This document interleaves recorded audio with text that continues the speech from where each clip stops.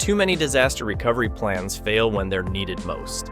Leaders often believe they're ready because they have a template in place, but those plans rarely match how their systems or teams actually work.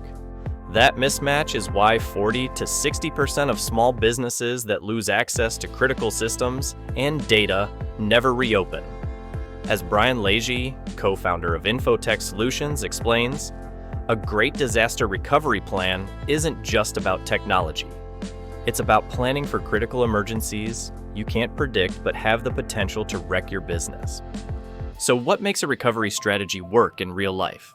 First, set clear recovery time and objectives that match your actual risk. Focus on restoring the tools people use daily, not just the hardware. Prioritize your most critical systems and separate failover process from the steps you'll take to return to normal operations. Strong communication is another core piece. Everyone should know who can declare a disaster, who steps in if that person isn't available, and how escalation works after hours or on weekends. Testing is where many businesses fall short. Nearly a quarter never test their plan, and another 27% do it once a year or less.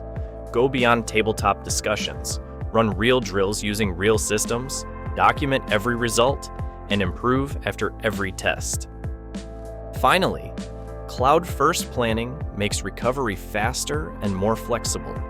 Multiple cloud regions, smaller modular systems, and infrastructure as code all help rebuild quickly and with fewer errors.